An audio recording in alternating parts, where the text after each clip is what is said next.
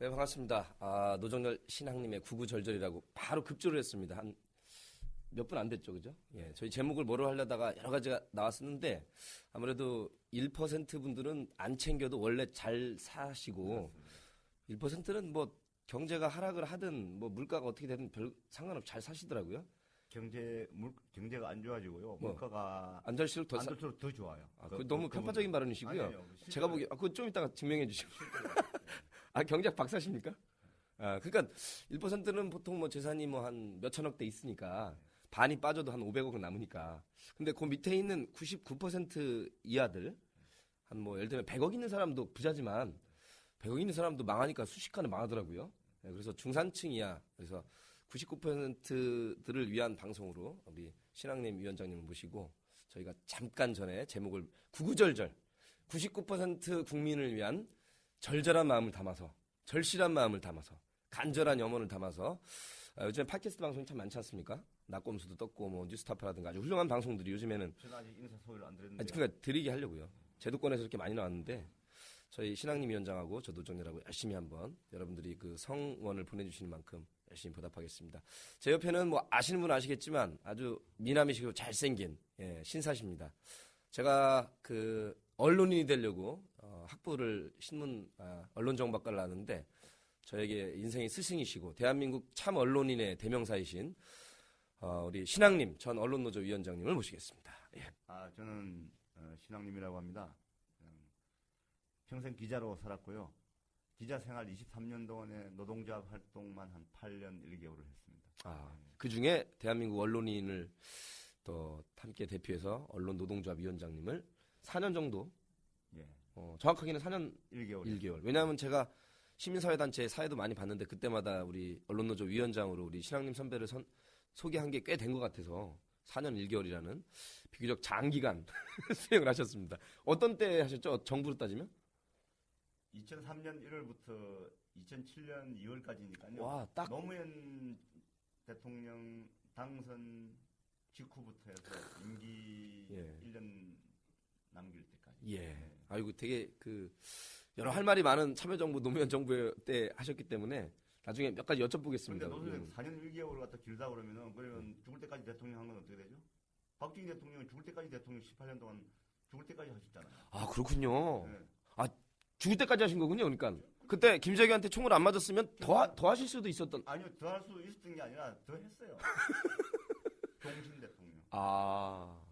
윤종신 씨 좋아하시겠네. 종신 대통령 그러면. 네. 그럼 그 종신 대통령이 될 거라는 걸 누구한테 물어보면 제일 잘할 것 같아요. 김정희 씨는 갔고 이우락 씨도 얼마 전에 갔고 지금 국정원은 알고 있을까요? 국정원은 몰라요. 국정원은 오늘이 인사드리겠습니다. 2012년 12월 12일. 새누리당 지금 후보 계시죠? 따님 여식. 그 따님의 박근혜 여사. 사촌 행부가 계시잖아요. 사촌 행부 그쪽 말씀해 주세요. 사촌 행부가 김정필 씨잖아요. 아이고 본인이 JP예요. 아이고 들어보니까 자의반 다의반으로다가 벽에 똥칠할 때까지 해먹을 거예요. 근데 김종필 총재도 아직 살아 계시네요. 김종필 박근혜 그 사촌 형부. 사촌 형부군요. 김종필 전 국무총리는 박정희 대통령이 종신했을 거라는 거 알고 있을 거예요. 제가 보기에는 김종필 씨 정도 되면 총 맞을 것도 예견을 하고 있었을 것 같은데요. 저러다가 진짜 말 그대로 죽을 때까지 하다가 뭐로 하다가 가겠다. 중간에 김재규든 누구든 총을 뽑지 않았겠습니까? 기우제하고 비슷한 거죠. 그래요? 인디언들이. 인디언 기우제 하는 거하고 비슷한 거죠. 그 기우제 하기만 하면 무조건 비가 오니까. 비가 올 때까지 하니까. 아무튼 이런 절절한 염원을 담아서 99%들이 행복해질 때까지 저희 방송도 잘리지 않으면 계속 할 수 있었으면 좋겠습니다. 많이 좀 도와주십시오, 신학님 위원장님. 저는 곧 잘릴 것 같아요. 벌써 딱 감이 오시는군요. 야, 이 촉이 아직 좋으시네. 아닌데 상당히 선배신데 촉이 아직 좋아. 근데 어쩌다 이렇게 머리가 세셨어요. 기자 생활할 때 누가 이렇게 스트레스를 준 건지 아니면 끝나고 나신 다음에 또 스트레스 준 건지. 진짜 솔직하게 말씀드리면 진짜 이 방송은 솔직한 방송이라니까요. 이유가 두 가지인데요. 하나는 내 역량이 얼마 안 되는데 뭐 여러 가지를 생각하다 보니 그렇게 됐고 너무 과부하 걸렸군요. 두 번째는 기자 생활 노동조합 활동하면서 술을 많이 마셨어. 그래서 두 가지. 진짜 솔직하시다. 너무 주님을 영접하셔가지고. 주님을 아주 자, 오늘은 2012년 12월 10일 살면서 이렇게 12가 붙는 글자를 6개나 세 쌍이나 맞이하기가 쉽지가 한 않은데 번밖에 없어요. 그러네요. 2012년 12월 하니까 일단 본인이라고 떠오르신 분이 있습니다. 제가 한번 지금 12시 12분 지났네요. 그러네요. 야, 정확하시네. 네. 이 방송 보실 때는 제안하셨겠지만 네. 악상이 떠오릅니다. 전통의 코멘트를 한번 전해드리고 계속 또 말씀을 나눠보도록 하겠습니다.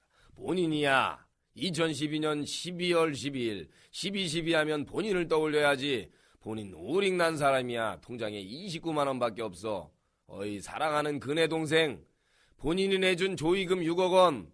사회에 환원하기 전에 본인한테 6억 원은 빼고 294억만 줘. 본인 요즘에 탈탈 털려서 통장이 오릭난 사람이야. 이렇게 사랑하는 사람이야. 본인은 5.18. 우리 사랑하는 그네 씨는 5.8. 5.8 뭐 말씀하신지 알죠? 잘 모르겠는데요. 이게 참 큰일 났어요. 기자가 말이야. 아무리 현직을 떠났다고. 전두환은 5.18. 박근혜는 5.8. 왜냐면 엊그제 생방송 TV토론에서 그 적어준 참모 그놈 잘렸어 내가 보니까. 5조 8천억이라고 해야 되는데 5.8조 원이라고.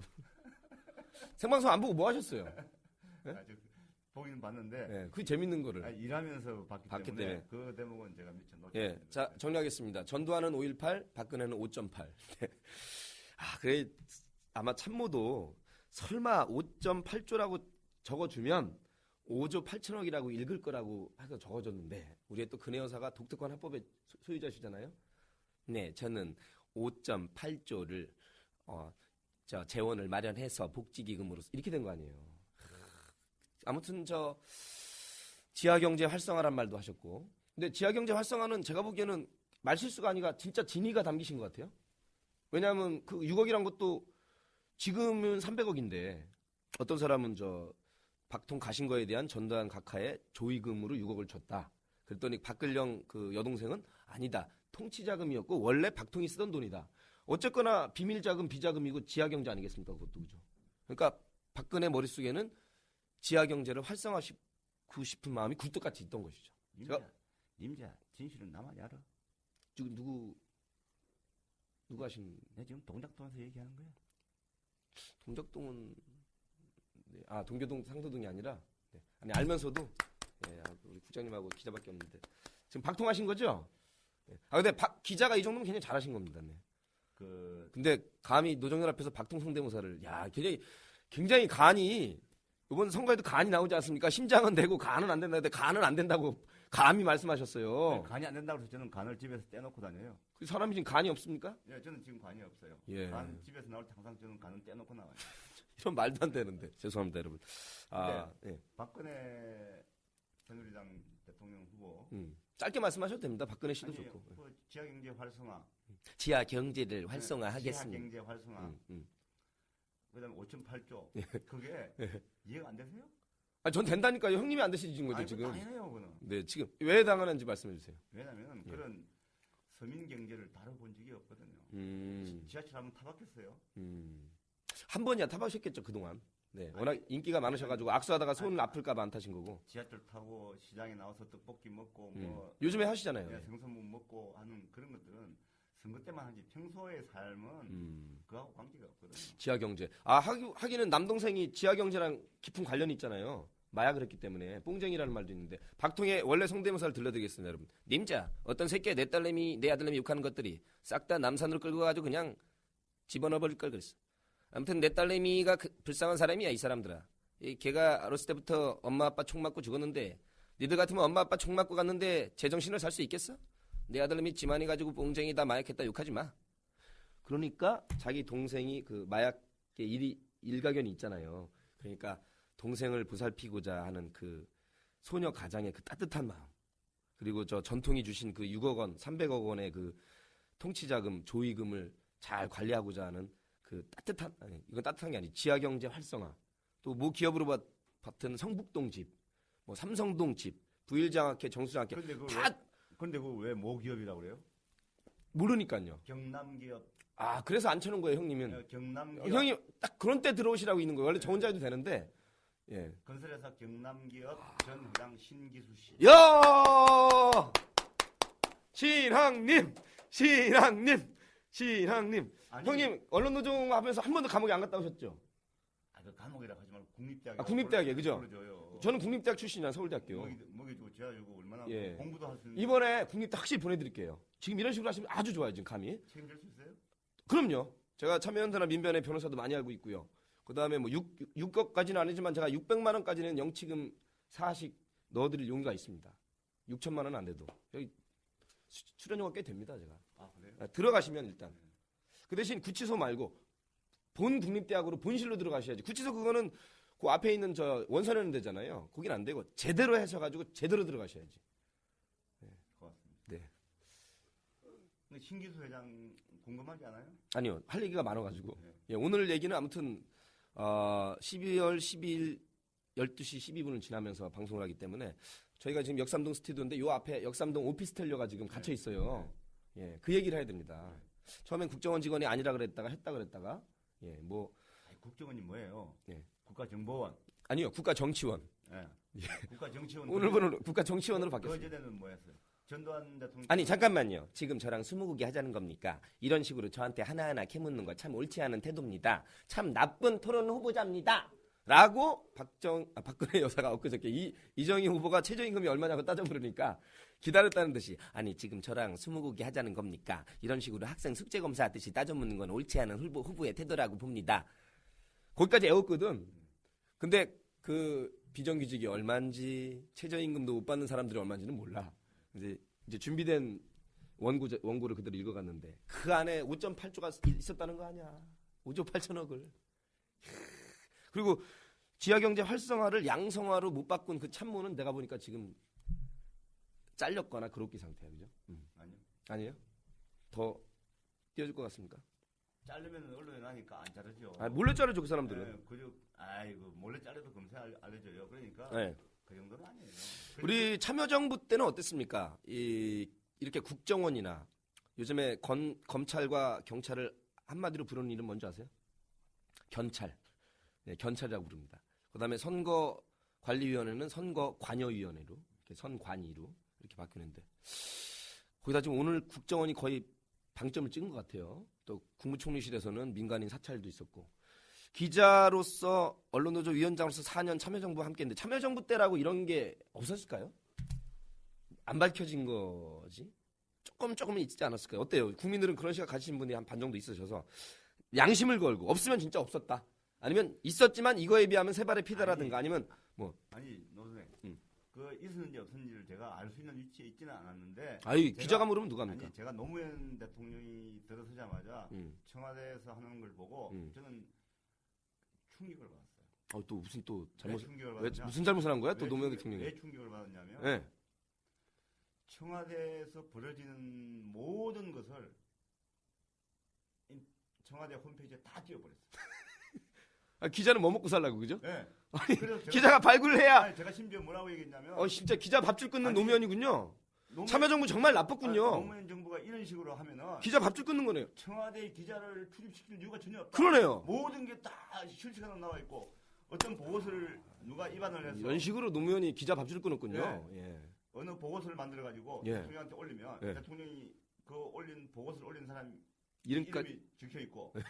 그러면 이제 그것을 대통령에게 올리기 전에 직접 올리는 경우는 직접 올리는 경우 있을 거 아닙니까? 예. 그러면 또 수석 비서관을 거쳐서 올리면 거쳐서 올리는데 대통령이 읽고 난 다음에 그걸 밑에 돌려보내면 자 여기에 대해서 수석 비서관들 관계자들 전부 다 의견을 내보세요. 그러면은 의견을 달 때마다 의견 난 사람이 또 이름을 다 적어요. 그러니까 누가 어떤 내용으로 반대를 했고 누가 어떤 내용으로 보완을 했고 찬성해 이런까지 다 나와 있으니까 완벽하게 돼 있으니까 이게 굉장한 거죠. 그래서 그걸 또 말의 책임을 또 져야 되고 인터넷에 띄워놨어요. 그것까지 다 또 모든 보고서 다 떠 있어요. 예. 네, 그래서 심지어는 대통령이 뭐 사실은 대통령의 신변에 관한 것은 이 경호상으로도 굉장히 보안을 지켜야 되거든요. 신변 안전에 관한 거는. 그다음에 대통령의 취미 뭐 식단부터 시작해가지고 너무 많은 걸 노출시켜놨기 때문에 저는 이거는 문제가 있다. 이건 진짜 문제가 있다. 이거는 그래서 그때 문제인 거다라고 지적을 하신 거죠. 노무현 옆에 문제인 사람이 있다. 이건 정말 문제인 거다. 네, 문제인 거죠. 그때부터 싹수가. 네.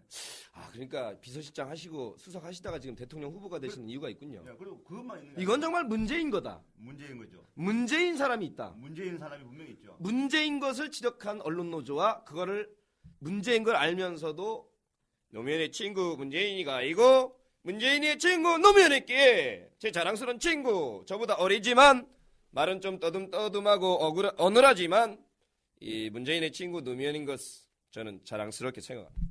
라고 10년 전에 노통이 그때부터 문재인 사람이 있었군요. 네, 그리고 그것뿐만 아닙니다. 또 말씀하세요. 검찰도 손을 놔버렸어요. 이게 아무튼 노무현 대통령이 검찰 손 놔버렸어요. 아니 자기가 할 일인데 왜 검찰을 왜 손놉니까 그거를? 그러니까 그 직무유기로 고발합니다. 노무현 대통령 고인이 되셨지만 자 노무현 대통령을 기자들 밥줄을 끊을 정도로 모든 정보를 청와대 홈페이지에 올린 그 과를 들어서 그다음에 또 분명히 대통령으로서 권한을 행사하셔야 되는데 그 권력을 검찰을 손을 놔버렸다는 것에 대해서 직무유기로 고발합니다. 국가정보원도 손 놨어요. 국가정보원 손 놓은 것도 고발합니다. 국가정보원장한테 보고도 안 받았어요. 세상에 국가정보원이라는 그 중요한 일을 놓고 뭐 놀러 다니신 거예요? 뭐 한 거예요? 노무현 대통령 그럼 뭐 한 거예요? 도대체? 오늘 12.12죠. 예. 12.12 쿠데타가 왜 성공한 줄 알아요? 전통이 워낙 일사불란하게 잘한 거 아닙니까? 아니죠. 그럼 뭡니까? 전통이 전통의 전두환 소장이 국군 보안사령관으로서 군 모든 정보. 군 안팎의 모든 정보를 다 장악하고 있었기 때문에 보안사. 지금 정성화 육군 참모총장 꼼짝 못한 거죠.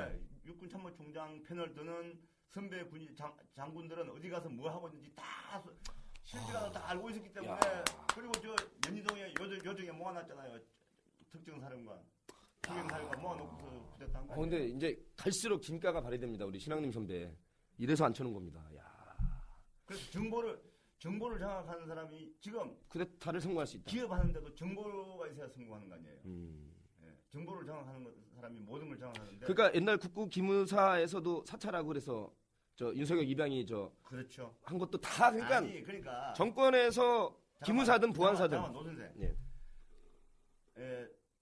국군 보안사령부 요새는 이제 기무사령부인데 옛날 보안사령부인데 보안사령부가 옛날에 박정희 전두환 때의 보안사령부는 군 정보만 다루는 게 아니에요. 대한민국 민간인도 사찰하고 다 했단 말이에요. 그게 나왔었잖아요. 그러니까 정보기관이 그러면은 검찰 안에도 정보를 담당하는 부서가 있을 거예요. 경찰 안에도 정보 담당하는 부서가 있고 다 있습니다. 또 국가정보원은 정보원대로 이제 정보를 다루고 보안사는 보안사를 정보를 다룬단 말이에요. 그런데 최고 톱이 보시기에 보안사예요. 안기부 당시에 저 중정 옛날부터 어디가 더 셉니까?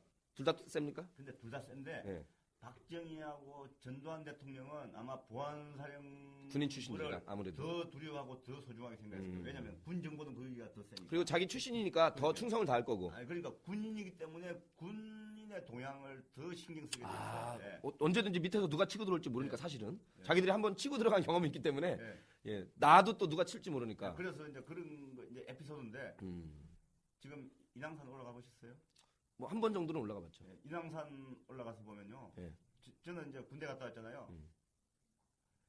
군대 갔다 온 사람의 생각으로 보면 인왕산을 개방한 김영삼 대통령은 진짜 무모한 대통령이에요.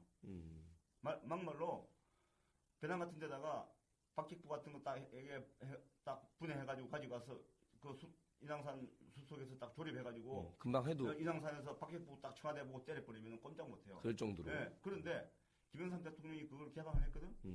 박정희 전두환은 개방 못해. 군을 아니까 겁이 나서 못하는데 김영삼 대통령이 모르니까 개방했잖아요.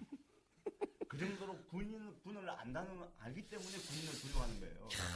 그러니까 우리나라는 투스타들이 되게 무섭잖아요. 별 2개짜리들, 소장파들. 학계에서는 소장학자가 무섭고. 그러니까 인왕산에 올라보신 분으로서 야 이거 너무 개방을 모르니까 했다. 처음에 올라가자마자 딱 그 생각부터 먼저 들었어요. YS가 개방을. 사실 뭐 노무현 대통령 청와대 모든 걸 다 개방했잖아요.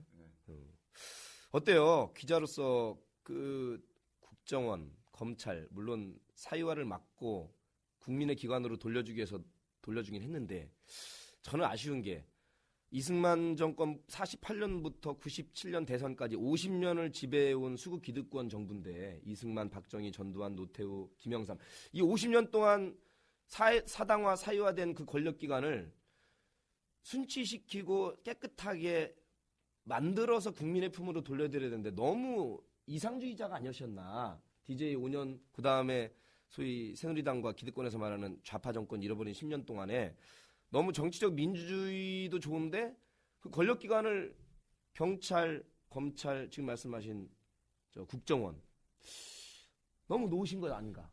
제가 노선생하고 똑같은 생각을 했어요. 선관위도 놔버렸죠. 그때 예. 선관위가 이렇게 개입한 적이 있습니까? 예, DJ 노무현 때? 없어요. 그러니까 저도 노선생하고 똑같은 생각을 했어 사실은. 그래서 이거는 바보 같은 짓이다. 뭐 이상주의자가 아니라 이거 바보 같은 짓이다. 그래요. 그래 노무현 별명이 바보잖아요. 근데 이 바보 아니, 노무현입니다. 바보 같은 짓인데 그런데 제가 노무현 대통령이나 그 전에 이제 김대중 대통령, DJ. 이제 국가정보원을 국민의 품으로 돌려준 분이 이제 김대중 예, 대통령. 그랬죠. 국정원으로 이미 바뀌면서 그러니까 이제 김대중 정치 사찰 하지 말라 그랬고. 예, 그렇죠. 예. 그러면 이제 노무현 대통령한테만 이제 집중해서 말씀을 드리고 예, 일단 예.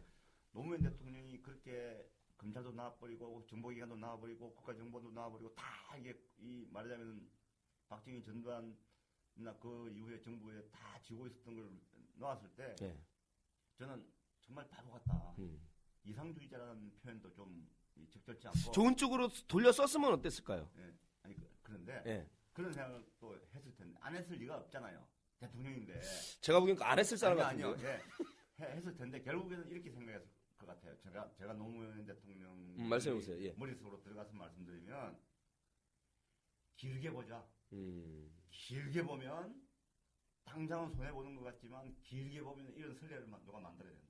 결국에 내가 손해를 좀 보더라도 결국에 길게 보면은 이게 국민을 위한 거다. 근데 길게 보니까 더 잘못한 것 같은데요? 길게 보니까 놔주니까 이 경찰, 검찰, 국정원, 선관위, 아니 10년밖에 안 됐잖아요. 국가기관들이 10년도 안 지났는데 뭐 길다 그래요. 아니 그 기관들이 손을 놓은 틈에 MB가 450만 표 차이로 당선이 돼서 5년 동안 다시 또 저쪽으로 돌려버렸잖아요. 옛날로. 제가 보기엔 길게 봐도 잘못하신 것 같은데요. 그런데 좀 아니 50년 100년도 짧은 게 아닌데 그렇게 말 얼버무거리시는 거 보니까 제가 이겼습니다. 네. 5년을 제가 이겼어요. 아니 벌써 땅땅땅 벌써 그렇게 됐어요. 네, 말 더 들으시면 저한테 진 거예요. 자 그렇습니다. 지금 요 옆에 역삼동 오피스텔려가 이게 저 에로 비디오 업계에서 지금 별명이 다 나와 있습니다. 지금 에로 업계에서는 항상 내용은 똑같거든요. 항상 남녀가 항상 성관계를 하는 거기 때문에 제목만 늘 준비하고 있는데 지금 나온 게 바로 역삼동 오피스텔려입니다. 내용은 오빠가 영장을 가져와야 하면 하나씩 벗습니다. 네. 예. 그리고 결국에 그 여자가 피의자 신문 조사를 받는데 그 피의자 신문은 누가 담당하냐면 요번에 검사방에서 예, 피의자와 성관계를 맺은 나중에 모텔까지 가서 몇 차를 갔던 그 정검사가 맡기로. 예. 기가 막히잖아요. 네. 되게 보고 싶으신가 보네. 네. 그 미디어 오늘에 나왔어요? 아니요. 지금 방송을 하는 거예요. 지금. 네네. 미디어 오늘에는 그런 건 나가면 안 되죠. 방송으로만 나가야 됩니다. 예. 아무튼 이 국정원이 사실은 박원순 시장 저 사찰한 거를 국가기관이 명예훼손에 무슨 주체가 돼가지고 저 국가기관에 이렇게 법적 절차 밟았다가 쪽팔렸었잖아요 그때. 국가기관 자체가 어떻게 명예훼손에? 그 국가기관은 네. 국가기관은 저는 이제 법률관 아닌데 그는 뭐 당사자 적격이라는 용어가 있거든요. 예, 소송을 제기할 수 있는 법적인 요건 자격이 있느냐 안 느냐 그건 당사자 안 되는 거죠. 없어요. 정부원 안에 있는 한 개인의 공무원으로서 모를까? 그렇죠. 국가기관 자체가 무슨 명예훼손당이 있다. 그래서 그러니까 그때부터 이미 국정원이 얼마나 국민의 편이 아니라 그것도 정권의 편, 권력의 편에서 그 당시에 박원순 시장은 시민사회 운동을 하는 그냥 시민운동가신데 그 사람을 얼마나 집요하게 공격하고 그랬던 것이 나타났고 이번에 이 오피스텔려 역삼동 오피스텔려를 통해서 국정원이 하나는 북한 로켓 분리해가지고 이제 안 됐다 그러더니 북한 입장으로는 지금 성공했다 그러대요. 자기들이 원하는데 진짜 쐈다고. 그러니까 국정원이 할 일은 사실은 대북 정책 정보 수집하고 그다음에 그거 좀 알리고 그러기도 하기도 바쁜데 이제 저 지하에서 그런 거 하고 있으니까 국가정보원이 사실은 대북 정보 수집도 중요하고요. 그 안에 이제 조직이 더 중요한 것은 지금은 나라와 나라 사이에 경제 전쟁 아닙니까? 그게 제일 중요하죠. 사실. 경제 정보. 예. 우리나라 산업 정보가 외국으로 빠져나가는 거. 지금 막 너무 많이 빠져나가. 그거 하기에도 바쁜데. 그런 거에 사실은 전념하라고 이제 나라에서 막대한 예산을 쓰고 있는데 사실은 국내는 쳐다볼 사실은 뭐 이유도 없고 계획이 없어야 되는데. 근데 선거관리위원회도 엄청 웃기죠, 그죠? 예. 선관이나 특히 경찰은 현행범일 경우에 그죠? 현행범 아닙니까? 현행범에 무슨 영장이 필요가 있고 그죠? 아니 현행범은요. 예. 노 선생이 가서 체포해도 돼요. 그렇습니다. 정확하게 아시네. 역시. 제가 가서 체포해도 되고. 그랬더니 뭐 영장 청구하라. 네. 제가 보기에 그 시간이면 이미 증거인멸 다 했겠죠? 그럼에도 불구하고 컴퓨터 전문가들은 분명히 네트워크 접속이라든가 이런 거 따지면 다 있다. 자료가 있으니까 걱정하지 말라 그러는데 아무튼 지금 검찰, 경찰, 선관위가 하는 짓들을 보면 이번 대선에서 뭐 진보 보수 정책 따질 것도 없다. 이렇게 국가기관을 사유화하고 자기 정권 유지에서 일할 사람이 7명의 후보 가운데 누가 있다면 그 사람은 지금은 진보 보수나 경제를 떠나서 완전히 50년대 전으로 들어가는 거죠. 그죠? 박통 시절로 들어가는 거죠. 박근혜 후보가 여론조사에서 앞서고 있는 걸로 이렇게 나오니까 아니 그렇지는 않습니다. 아니 이제 일부 제대로 된 여론조사에서는 오히려 문 후보가 지금 앞서는 걸로 나와 있죠. 그러다 보니까 이제 이 국가기관이나 이 나라의 세금으로 전체 국민을 위해서 봉사해야 될 기관들이 지금 박근혜 후보를 위해서 지금 줄서기 한 거죠 거의. 줄을 서는 정도가 아니라 딱 달라붙어 있습니까? 이거 뭐 완전히 무슨 유착이라고 해야 됩니까? 권한유착, 정경유착이 아니라 이거는 아니고 그냥 대통령이 된 걸로 생각하고 지금 막 있는데 이러다가 아니 판 바뀌면 어떻게 되는 거예요? 그러면 지금 그 책임 있는 것들은 다 물론 나가겠지만 당연히 잘라야겠지만 제가 볼 때는 감옥 가야 될 사람들이 상당히 많아요. 실제 그 실정법 위반들이죠. 이렇게 되면 공직자들이 예, 물론 일부 공직자들이 최근에 충격적인 일이 벌어졌는데 우리나라에 지금 이런 막 기존의 언론들이 보도를 안 해요. KBS, MBC도 보도를 안 하고 보도를 안 해요. 별로 충격적이지 않은데요. 한겨레 신문이 특종. 제가 아는 언론은 언론 정보과 출신인데 제가 아는 언론 대학교 1학년 때부터 부하온 언론은 거의 다 그랬던 것 같은데. 그러니까 박근혜 후보를 위해. 물론 한겨레, 경향신문, 미디어오늘 빼놓고 낙검수 빼놓고. 한겨레 신문에서 최근에 굉장히 중요한 특종을 두 가지를 했어요.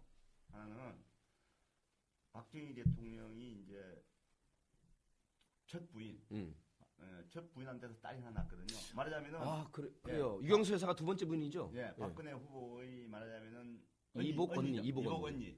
이복 언니의 사위가 대유신소재라고 하는 자동차 부품 회사를 가지고 있어요.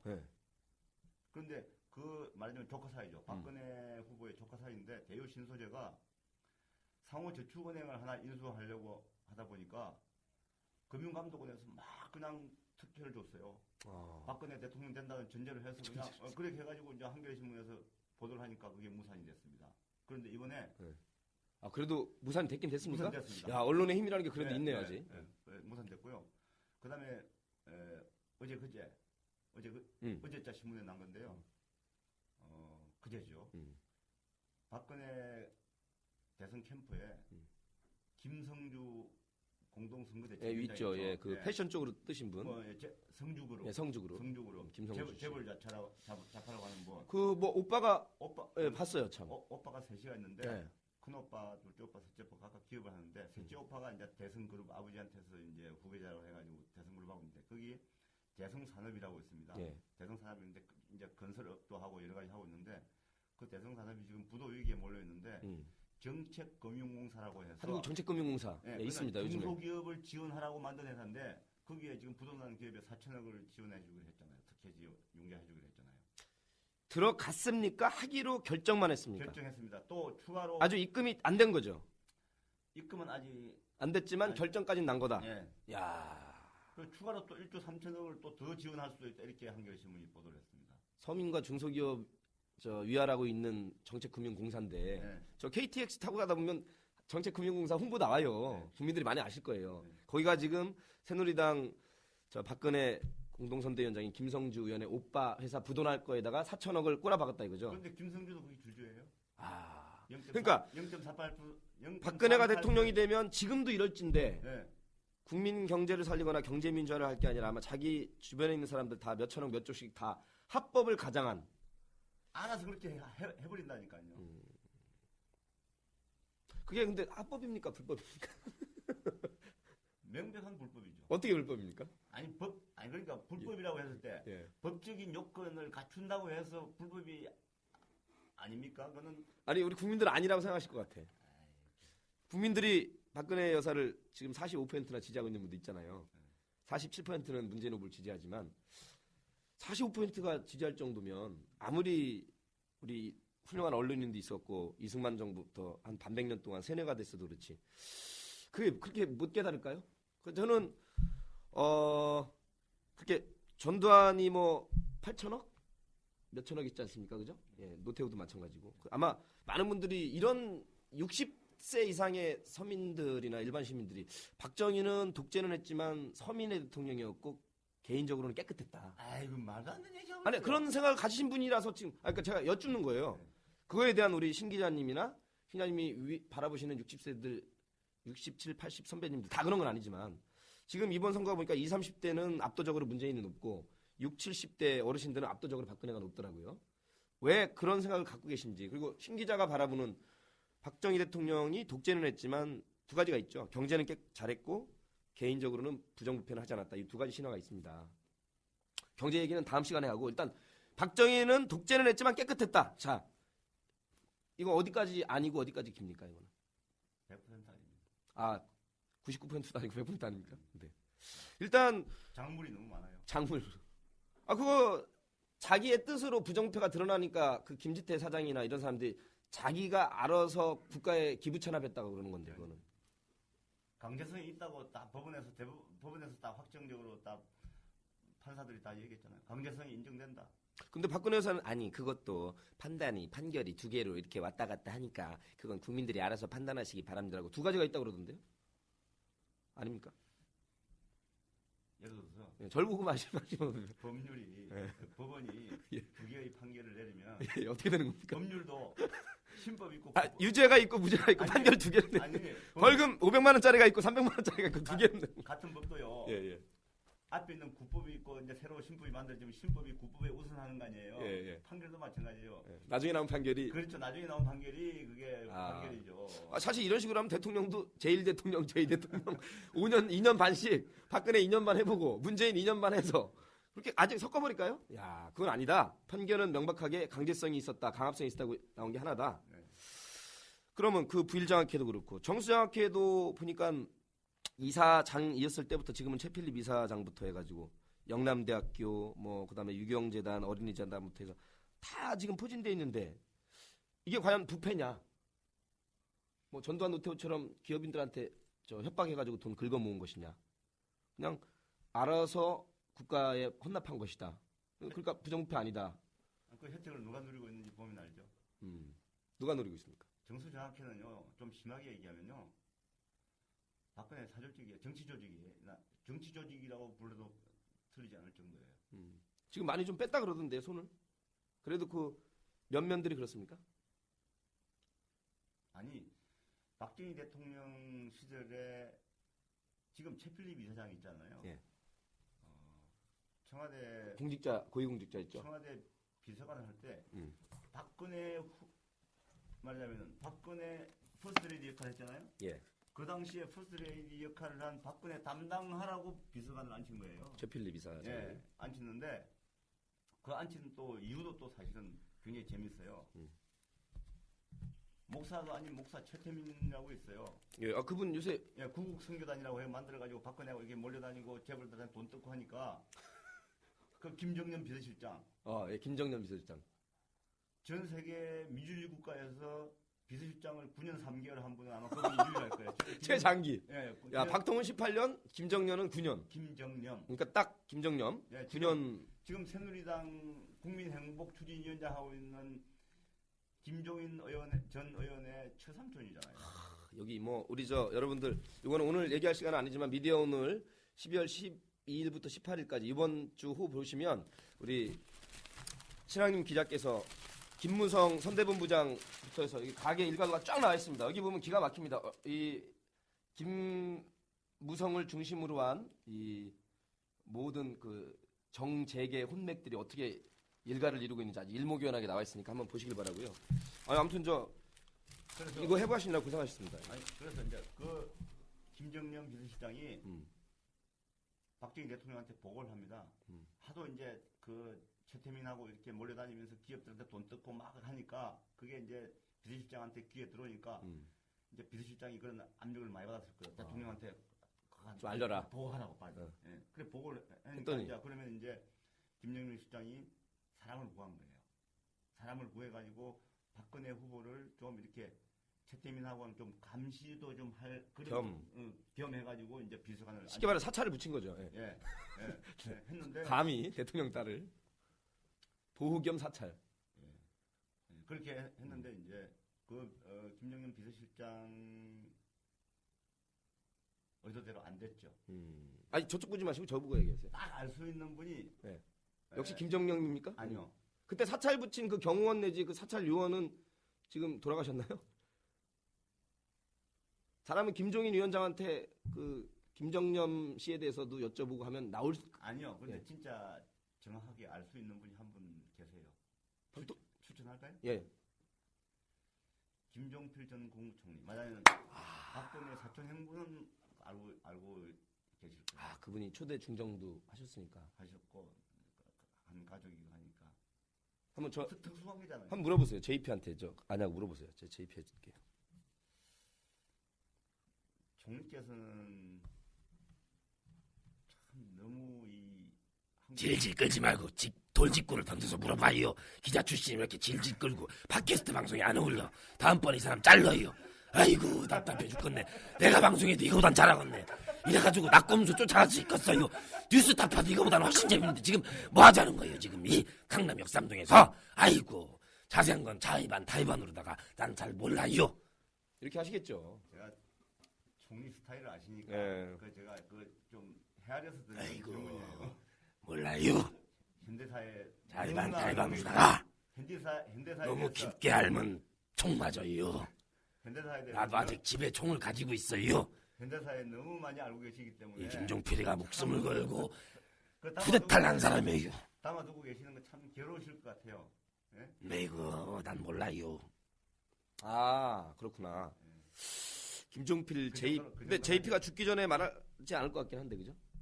예를 들면 최규하 잠깐 대통령 같지도 않은 대통령이 있었지만 그거 뭐 다 알고 있지만 팩트를 본인 육성으로 진실을 밝히고 질타를 하고 가셨으면 그나마 한마디도 안 하고 있다가 그렇게 저희 가시죠. 형님이 그 최규하 대통령에 대해서는 기가 막힌 호를 하나 지어줬어요. 이름을 하나 지어줬어요. 침묵 최규합니까? 아니면 묵묵거사. 묵묵거사. 참, 아이 창피해 진짜. 저는 더 나쁜 사람이라고 봐요. 그러게요. 예. 맞아요. 그러니까 나라가 왜냐하면 저도 또 한편으로 이해가 돼요. 일제 때 만주 대동학원 출신이거든요. 아 최규하도 예. 아무튼 저는 뭐 자랑이 아닙니다만 서울대학교 언론정보학과 출신의 서울대학교 행정대학원의 정책학을 전공한 사람입니다만 한 번도 선거 때 정책집 공약집 안 보고 찍습니다. 뭐 보고 찍냐면요. 공약을 잘 몰라요. 무식해서. 역시 제가 38회 행정고시 출신이지만 저는 무식해서 공약을 잘 몰라요. 아니요. 근데 자꾸 그러시면 안 돼. 예. 아니 국민들 들으시라고. 아니, 저는 그냥 그 사람이 살아왔던 길하고 너무 겸손한 것도 예. 그것도 오만이. 아 겸손이 아니라 잘난 척한 거죠. 제가 벌써 다 얘기했잖아요. 그러니까 겸손이 제가 아니고 볼 때는 네. 저는 노 선생님을 볼 때마다 뵐 때마다 참 천재라는 생각을 하거든요. 역시 천재예요. 왜냐하면 할 말 다 하고 겸손한 척하는 거야. 아니 이제 공약집 안 본다는 게 그게 예, 정책 몰라요 전. 그러니까 그거 정확히 뭐 본질. 아니 근데 모르기도 하고 아니, 다 아니요. 거기서 거기고 다 똑같아. 이번에도 박근혜 후보, 문재인 후보, 안철수 후보가 다 경제민주화, 일자리 창출, 복지 세 가지는 거의 80% 동일하잖아요. 나머지 20%에서 조금 차이가 나는데 그것도 나는 안 봐. 왜? 박근혜 여사가 그동안 60평생 살아온 길을 보고 문재인 후보가 한 살 차이더라고요. 거의 60평생 살아온 길을 보고 그다음에 저는 딱 주변을 잘 봅니다. 제 주변에는 우리 저 신학님 위원장도 있고 제 옆에 있잖아요. 그러니까 박근혜 후보 옆에는 양이 씨가 있어요. 네. 이인재, 이해창 아주 걸출한 인물들이잖아요. 관록에 묻어나는. 그 다음에 양한이 또 있어요. 하나갑, 한강옥. 그리고는 김종필, 김영삼, 양김씨 지지 분명히 한다고 했고. 근데 표 도움이 안 될 분들만 거기 갔네. 그거는 신 기자님 생각이죠. 제가 보기에는 표에 도움이 됩니다. 제가 볼 때는 아닌 안 것 돼요? 같아요. 예. 아니 그래도 박근혜 여사가 지금 45% 갖고 있는데 제가 볼 때 표 안 될 거예요. 아니 안 찍는 55%나 표가 안 되지. 제가 보기에는 잘하고 계신 선택이고 그 옆에 저 은지원이라고 알죠? 그 아이돌 그룹 출신이었다. 이제 장가도 가고. 그건 5천 족한데요. 그러니까요. 은지원 그다음에 그 옆에 서른도 씨. 제가 보기에는 이분들을 묶어서 친박연대. 연대의 싸움입니다. 연대. 친박연대 그룹.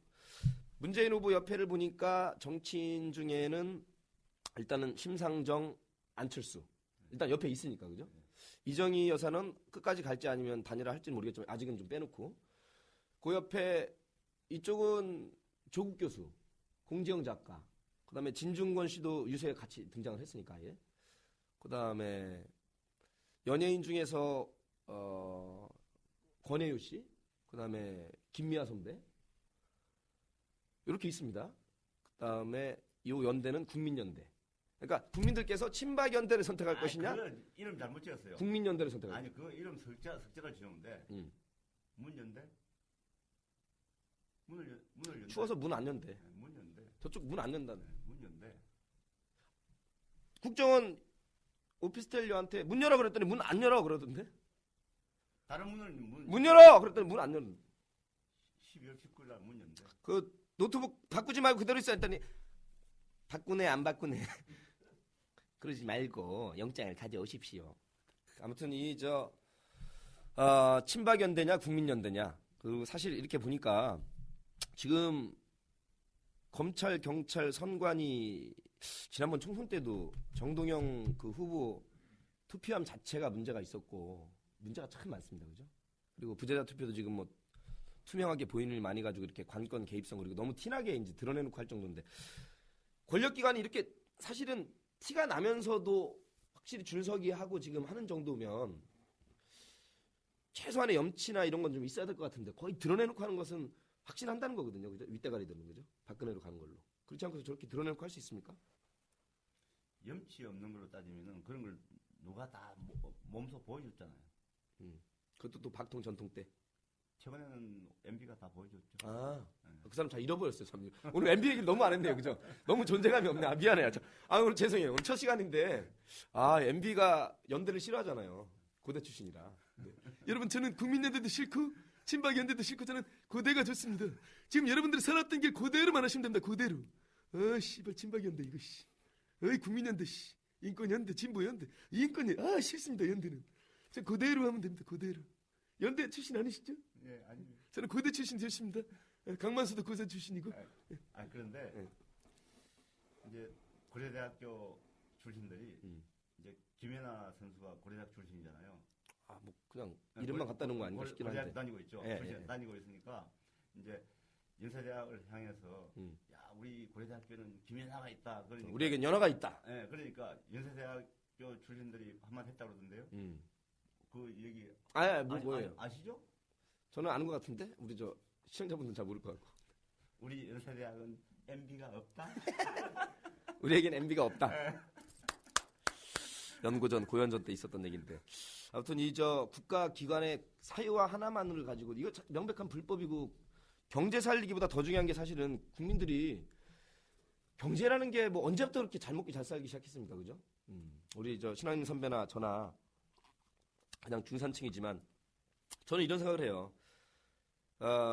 이승만부터 지금 MB까지 60여 년 동안 건국 이래 경제 죽이겠다 한 대통령 아무도 없고 뭐 DJ 노무현도 경제 살리겠다고 하셨고 이렇게 쭉 보면 지금 우리가 구구절절이라고 하는 게 경제 성장했습니다. 1%는 성장하고 1%는 먹고 살만합니다. 나머지 99%가 문제죠, 그죠? DJ 노무현 때 엊그제 박근혜 후보가 생방송 토론 중에 이상한 말을 하던데 그때 부동산이 가장 폭등했고 사교육비가 가장 많이 올랐고 그리고 경제 성장이 가장 안 됐다고 그러던데 지금 누리꾼들이 유엔에 들어가가지고 유엔에서 발표한 세계 경제 성장률하고 이렇게 비교해 보니까 참여정부 때가 세계가 3.8인데 참여정부 기간 때가 4.3. 그러니까 전혀 반대로 얘기한 거죠. 그러니까 이거는 우리가 얘기하는 게 아니라 세계인들이 바라보는 유엔에서 제시한 통계이기 때문에 이런 걸 얘기해야 되는데 그냥 생방송 중에 무조건 뱉어버리더라고요. 그렇게 경제를 망친 10년으로. 사실 이런 거를 생방송 토론은 어쩔 수 없다 손 치더라도 그동안에 제대로 된 언론 꼭 좌파 우파를 떠나서라도 그 유명한 조선중앙동아가 아무리 보수신문이지만 팩트를 가지고 공격을 해야 되는데 팩트가 아닌 걸 가지고 자꾸 공격하고 씹으니까 사실 국민들이 MB한테 저렇게 450만 표 차이로 잃어버린 정권이라고 생각해서 심판론이 먹혀서 5년 전에 MB가 압도적으로 이긴 거 아닙니까? 그죠? 제대로 된 언론이 지금 몇 개 안 남았어요. 그러네요. 그래서 이제 마이클 잭슨 선생이 그랬죠. 우리나라 지금 니들은 언론도 아니야. 제대로 된 언론이 You are not 언론. 제대로 된 언론이 몇 개 안 남았는데 그 중에서 이제 좀 활동을 잘 하고 있는 데를 우리가 독수리 오영제라는 용어를 독수리 오영제 어디입니까? 네, 그러면 이제 한겨레 신문, 경향신문, 오마이뉴스, 프레시안, 미디어오늘 독수리 오영제라고 그러대요. 종이 신문 2개 하고 예. 그다음에 나머지 인터넷 신문 신문 3개. 3개. 예. 미디어는 뭐 주간이긴 합니다만. 예. 근데 이제 저는 요즘에는 근데 인터넷이 또 살아 있잖아요. 예, 낙검수도 살아 있고 뉴스타파 뭐 고발 뉴스도 있고. 그런 거는 이제 일종의 뭐 1인 코멘트 방송이니까. SNS니까 SNS는 또 별도로 있는 거고요. 트위터가 살아 저는 있고. 이제 노 선생이 뿐만 아니라 보수신문, 조정동을 보수신문이라고 그렇게 부르는 것에 대해서 좀 불만이 많아요. 그럼 뭐라고 부릅니까? 찌라시라고 부릅니까? 저도 방송인인데 그래도 아무리 인터넷 방송이지만 아니, 뭐 제가 진행자인데 여러분 오늘 조중동 찌라시들이 이렇게 말했으면 이렇게 할 수는 없잖아요. 이제 찌라시라고 부르는 건 좋아요, 좋은데 저는 좀 심하게 얘기하면 심하게 얘기할 것도 없어요. 이 족불신문의 사주들이나 그 회사가 저지른 그 불법 행위들을 보면요, 그거는 거의 언론이라고 보기 어려워요. 그래서 범죄지입니까? 범죄지? 언론이나 신문을 위장한 범죄 집단이다 이렇게 봐도 크게 무리가 없어요. 이번에 대선이 이제 일주일밖에 안 남았는데 오늘 국정원 사태를 바라보면 국정원이 하라는 북한 로켓 분명히 뭐 해체돼가지고 국민들 안심하고 있는데 갑자기 북한에서는 우리 성공했다, 잘 쐈다 이런 걸 봐서는 이해창 때 총풍까지 일으켜가면서 안보 콤플렉스, 레드 콤플렉스 건드려가지고 선거에 이용하는 걸 보면 이번에도 지금 일부분의 사람들이 김정은이 아직 나이가 어리니까 저쪽이랑 한 라인을 개선해가지고 야 니네 적절한테 한번 쏴줘 한 것이 아니냐까지 놔둘 정도예요. 근데 이거는 사실은 노선생하고 저하고 나이 차이가 한 뭐 12, 13년 나는데 사실은 어떻게 보면 좀 거꾸로일 수도 있는데 저는 지금 새누리당이나 박근혜 후보나 뭐 김종인 국민행복추진단이나 이 우리나라 언론들이 국민을 좀 우습게 하는 것 같아요. 당연히 우습게 알죠. 예. 그런데 저는 우리 국민들은 똑똑해요. 그래요? 예. 그래서 예. 예를 들어서 뭐 줄푸세가 경제 민주화하고 또 부합되는 거다라고 하는 거에 대해서 국민들이 그걸 모를 것 같아요. 그 정반대되는 내용을 가지고. 근데 5년 전에는 747을 믿었잖아요. 그때도 이미 저도 그 5년 전에 한 얘기가 납니다. 여러분 제가 경제학 박사는 아닙니다만 그래도 머리 공부 그 잘한 행정고시 출신의 서울대 정책대학원을 나온 내가 보기에는 747이 불가능합니다. 왜? 지금 미국발 금융위기가 그때부터 이미 조짐이 보였고 간단하게 말씀드릴게요. 그랬는데 국민들이 현명하지 않는데 제가 보기에는. 국민들은 그 당시에는 현명한 선택을 한 거고요. 지금요. 그 당시 현명한 선택하시는 거라고요? 네, 그 당시. 야 듣는 정동영, 권영길 열받네. 아니 그런데 여기가 지금 단일화 안 한 결과지 뭐. 여기 역삼동이죠. 예. 이명박 대통령이 당선이 확실한 그냥 정동영 후보한테 압도적인 차로 당선됐잖아요. 2007년 12월 19일 날. 네. 딱 5년 전입니다. 예. 400만 표 이상으로 이겼죠. 네, 그 다음날 네. 강남에 있는 부자들이 뭘 했는지 아세요? 네. 강남에 있는 부자들이요. 파티했죠. 3분의 1 정도가 예. 주식하고 펀드를 팔았어요. 어. 이명박이 잘 못할 걸 알고 있었어요. 재밌다 이거. 알면서도 자기들 이제 기득권이 있으니까. 저는 그만큼 이익에 따라서 움직이는 국민들이 길게 보면 현명하고 길게 보면 국민이 중요하지만 때때로 국민이 현혹당하고 세뇌당하고 좀 센 얘기로 무식할 수도 있고. 이렇게 보일 수 있어요. 네. 예, 저는 그 확고한 생각을 가지고 있어요. 뭐냐면 근데 불법 선거 이번에 총선 봐서는 새누리당이 앞섰잖아요. 근데 민심이 보니까 글쎄요. 저는 이번에 어떤 걱정을 하냐면 벌써 누리꾼들이 지금의 선관위와 검찰, 경찰, 국정원 정도면 이번 선거가 또 워낙 중요하잖아요. 목숨 걸고 할 겁니다 아마. 박근혜 여사도 본인 입으로 후보자 뺐지만 대통령직 사퇴하는 거는 배수진을 치고 지금 올인한다는 거거든요. 다음에 또 안 나온다는 얘기거든요. 저게 5년 후엔 쪽팔려서라도 떨어지면. 그러면 목숨 걸고 5년 뒤에는 생각하지 맙시다. 예? 5년 뒤에는 생각하지 말고. 그러니까요. 그래. 부러지지 않은 일을 뭐라고 또 생각을 해요. 아니 떨어지는 거는 생각해도 되죠. 아니 네. 정치인들은 네. 아까 얘기했잖아요. 아까 노 선생은 그 공약집을 보지 않고 그 주위를 본다고 그랬잖아요. 사람만 보고. 예, 정치인들은요. 기자들도 정치인들의 행보를 예측하다가 실수를 많이 하거든요. 많이 틀리거든요. 예. 제가 그래서 얘기를 해요. 후배들한테. 정치인들의 입을 보지 말고 그 몸이 어디를 향하고 있는지를 봐라. 몸은 이쪽으로 동쪽으로 가고 있으면서 말은 서쪽으로 하고. 그러면 하나갑이나 한강옥은 뭡니까? 갑자기 몸이 확 돌아선 거는. 그거는 경우가 다르죠. 뭐 갑자기 경우가 달라. 예. 그건 다른 이유가 있는 거예요. 예. 다른 이유가 있는 거고요. 그러니까 어떻게 막아야 되냐고 예를 들면 그냥 봐야 됩니까? 어떻게 해야 됩니까? 지금 트위터에서는 이거 부정선거, 관건선거가 더 문제다. 지금 이제 이번 12월 19일 날 지금 사실은 민심이 아시겠지만 이기고 있습니다. 그래서 지금 여론도 사실은 여론 조사기관이 아니라 여론 조작기관이잖아요. 민심이랑 전혀 사실은 이 방송에서는 이런 말도 공인 회계사한테 맡겨둡니다. 그 회계사 10명 중에 9명, 100명 중에 99명은 안 하겠습니다. 제가 10명 중에 9명은 거기에 세무회계 처리 적합하고 적법한 기관임은 인정합니다라고 이렇게 해주는데 그거 의뢰할 때 맞춰줍니다. 그죠? 지금 여론 조작이라는 게 그거 아닙니까 거의? 아주 극명하게 10대 1로 차이하지 않는 이상 6대 4로 저도 거의 반대로 6대 4로 만들어 버리더라고요. 그래서 그걸 또 따라가는 국민들도 있고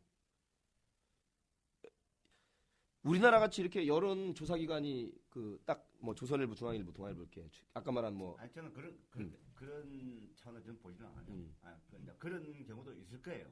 있는데 제가 볼 때는 우리나라 여론조사기관에서 하는 여론조사가 오차 범위가 넓고 좀 부정확할 민심을 제대로 담아낼 수 없는 이유는 그것도 역시 박정희 18년 군사 독재, 이승만 장기 독재, 박정희 독재, 그다음에 전두환으로 노태우로 이어지는 이 군사 정권 동안에 이 표현의 자유를 너무 억압당해가지고 말 잘못하다가 감옥 가고 뭐 아무것도 아닌데 그 막걸리 보안법이라 가지고 말 잘못하면은 뭐 그냥 막걸리 한잔 먹고 보안법에 가지고 가서 간첩으로 몰려 죽고 그런 일이 너무 많았기 때문에 본심 표현 안 하는 겁니까? 표현 안 사람들 하는 거죠. 그게 오랫동안 거의 지금 이 DNA에 그냥 입력이 되어 있기 때문에 정확한 민심의 흐름을 여론조사 기관이 그래서 예를 들어서 그 여론조사에 1000명을 표본을 한다.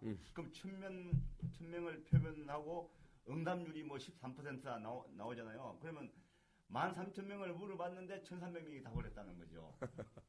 네? 네. 그러니까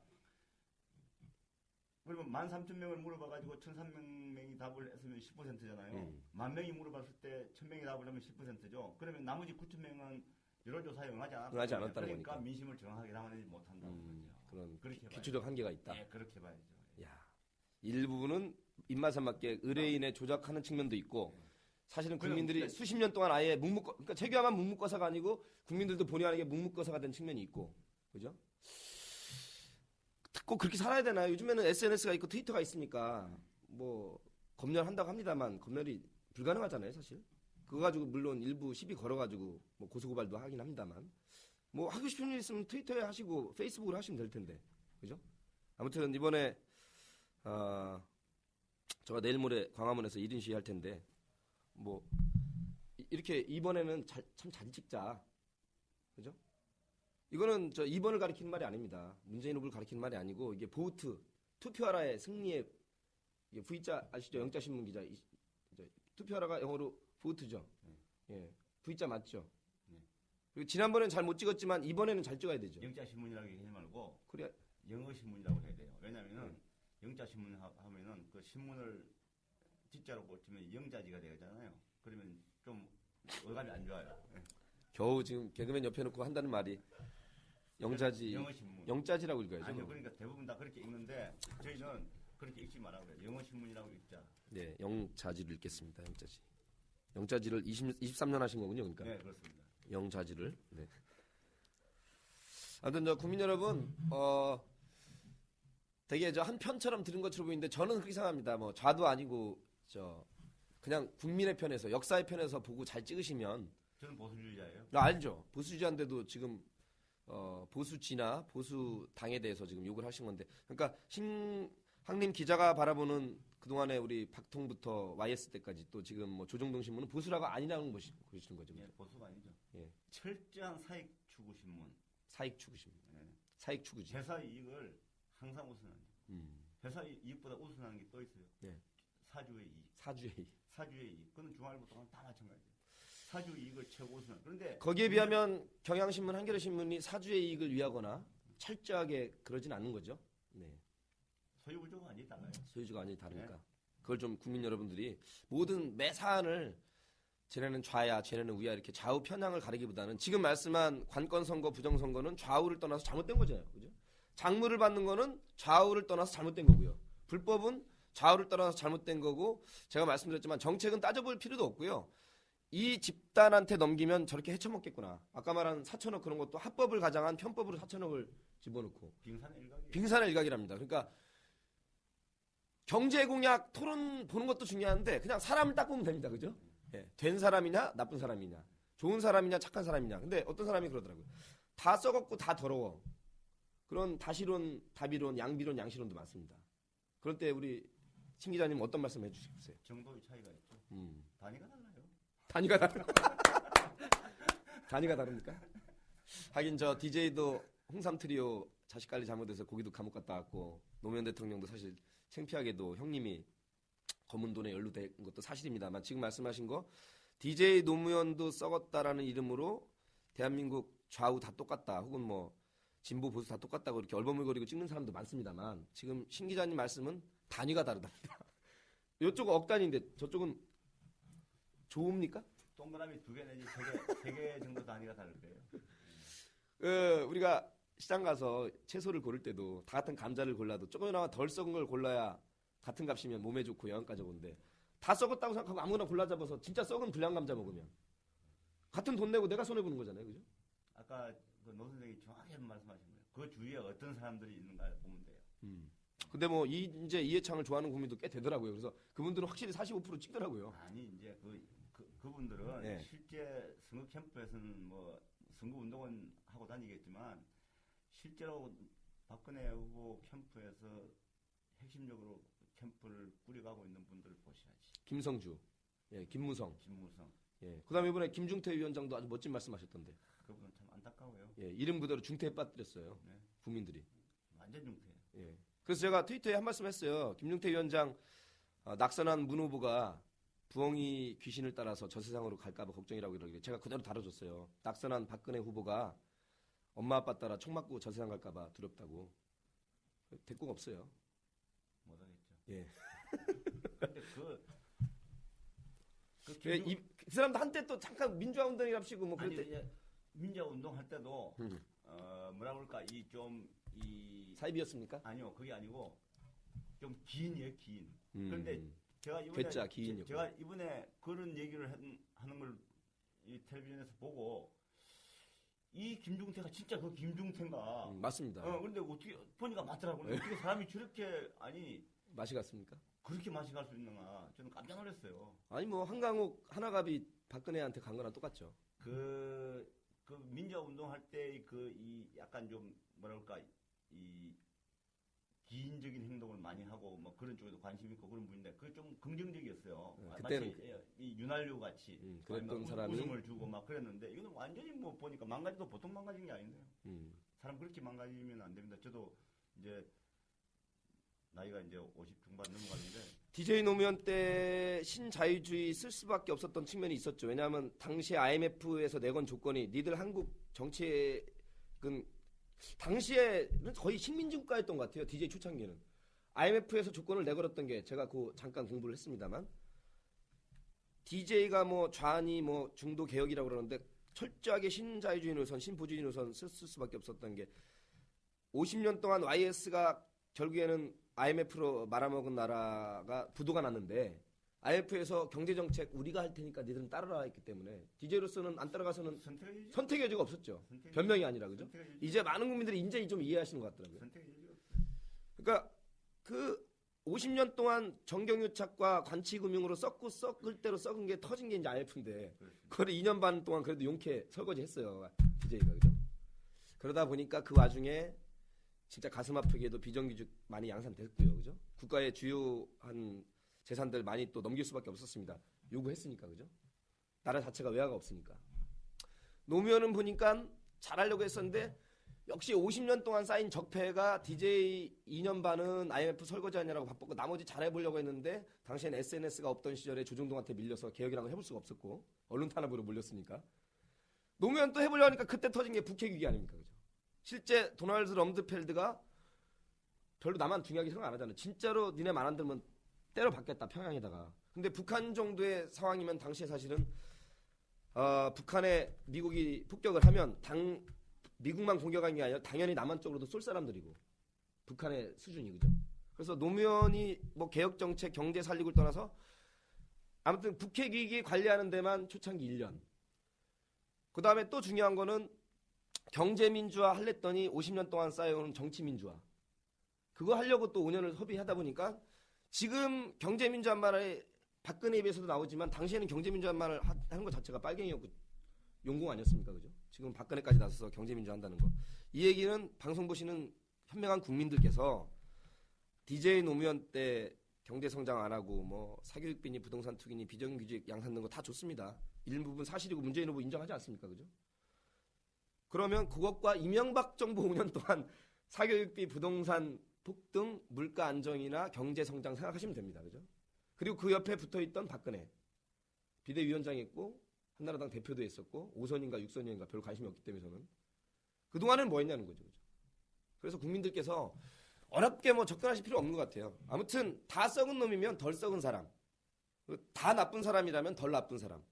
정책 가지고 너무 어렵게 고민하실 필요가 없으실 것 같고 제가 광화문에서도 할 말이 아까 옆에 있는 사람으로 이미 국민들이 판단을 하기로 했고 제가 지금 들은 여론은 분명히 앞서 있습니다. 일부 신문에서는 뒤져 있다고 하고 그런데 뭐 내기하셔도 좋고 저희가 다음에는 언제 합니까? 내일 모레 합니까? 방송을? 신학림 위원장도 문재인 후보가 되신다고 생각하시죠? 네. 이긴다고 생각하십니까? 네. 몇 퍼센트 정도? 몇만 표? 투표율이 70 넘으면 뭐 한 100만 표까지 보던데요? 80%면 한 뭐 200만 표 이상 보고. 저는 돈을 그래야 얘기하는데. 뭐 우리끼리 뭐 맥주 한잔 사시면 됩니다. 네. 저는 선거 예측해가지고 돈 그래가지고 진 적이 없어요. 거의 다 이겼습니까? DJ 노무현 때도 이긴다고 했습니까? 예. 이명박 때는 완전히 넘어가는 걸로 알고 있었고. 예. 이번에는 박원순 시장이 몇 %로 이길 거라는 것도 예측했는데요. 와. 이기는데요. 그때 여론이 초박빙 내지는 나경원이 약간 앞선다고 아니 했는데 한 달 전에 제가 얘기했어요. 한 달 전에 뭐라고 얘기했냐면 작두 타셔도 되겠어. 김대중 정부 시절에 이제 얼마 안 남았어요. 짧게 돌려야 돼 이제. 필름이 다 돼가지고. 예, 경제수석을 하셨던 김태동 교수라고. 예, 김태동 교수. 예. 그 이제 서울시장 선거 한 달 전에 저한테 물어보시더라고요. 그래서 소문을 들었나 봐요. 뭐 선거, 용하다고 작두 타셔도 되겠다고. 선거 예측을 막 다 아니 맞췄다고 하는데. 이름이 좋으셔가지고 저 장명센터나 저 여시구 딱 지금 항님. 그 제가 그렇게 얘기했어요. 여러분들이 무림 같은 거 항님 딱. 한 달 전에 이제 제가 이렇게 말씀드렸어요. 우여곡절 끝에 우여곡절을 겪고 난 다음에 박원순 후보가 나경원 후보인가요? 나경원 후보를 7 내지 8% 차이로 이길 것이다. 그런데 몇 표로 이긴지 아세요?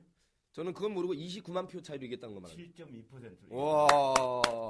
그래가지고 장하다, 용하다. 바로 전날 또 내기를 했어요. 그래가지고 이제 우연히 광화문 프레스센터 뒤를 지나가다가 네. 이광택 위원장, 네. 이광택 언론위원장 지금. 그다음에 그 위에 이제 직전 위원장이 최상재 위원장. 네, 최상재 위원장. 그다음에 한겨레신문 지부장, 언론노조 한겨레신문 지부장.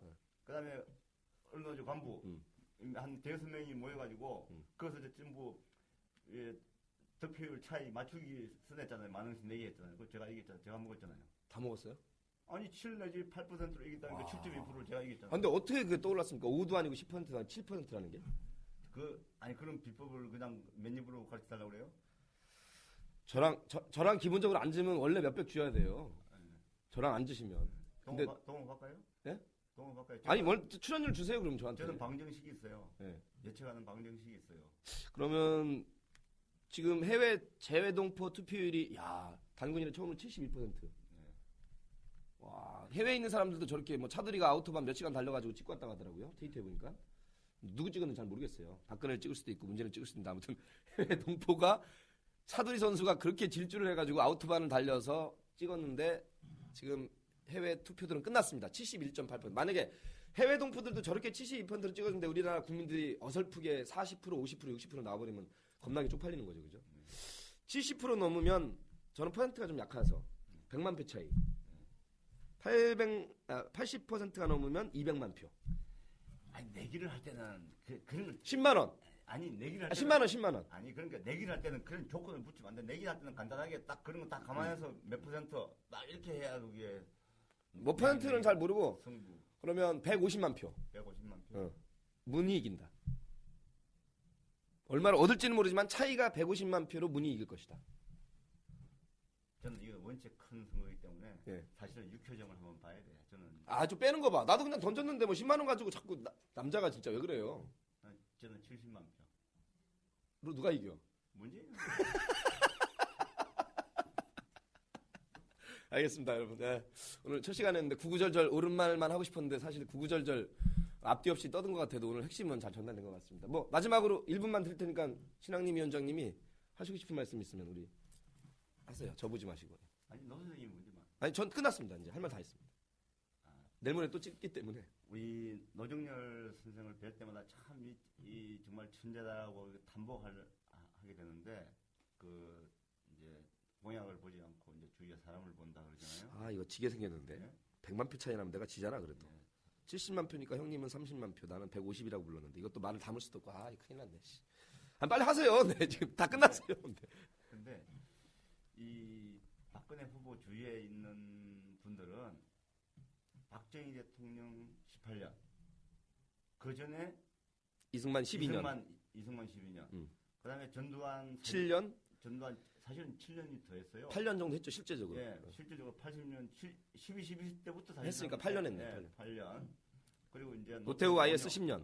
네. 그러면 거기에 몸담았던 분들이 지금 새누리당에 그대로 있는 거예요. 야, 대한민국의 기득권 세력. 당 이름을 새누리당이라고 하면 안 되고 우리 저 노인네들 저 받드는 기념으로 경로당이라고 합시다. 경로당. 아니 새누리당을 중국 언론에서 뭐라고 부르는지 아세요?